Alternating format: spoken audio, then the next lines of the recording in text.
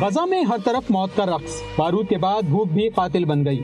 صہیونی فوج نے Rafah, Gaza city اور نیٹزرم کوریڈور پر بھوکے پیاسے فلسطینیوں کو درندگی کا نشانہ بنایا، جس سے 87 فلسطینی شہید اور درجنوں زخمی ہو گئے۔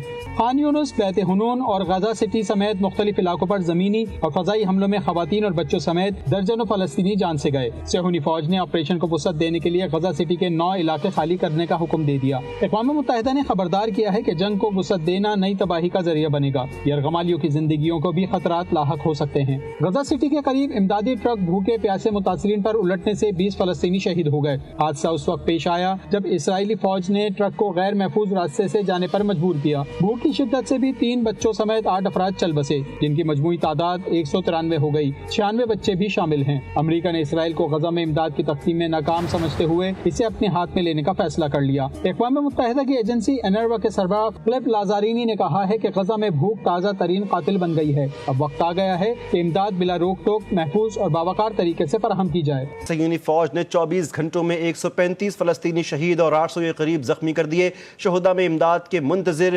87 بھوکے پیاسے متاثرین بھی شامل ہیں۔ صہیونی فوج کا غزہ سٹی کے 9 علاقے خالی کرنے کا حکم بھی آ گیا۔ مزید جانیے اس رپورٹ میں۔ غزہ میں ہر طرف موت کا رقص، بارود کے بعد بھوک بھی قاتل بن گئی۔ صہیونی فوج نے رفح، غزہ سٹی اور نیٹزرم کوریڈور پر بھوکے پیاسے فلسطینیوں کو درندگی کا نشانہ بنایا، جس سے 87 فلسطینی شہید اور درجنوں زخمی ہو گئے۔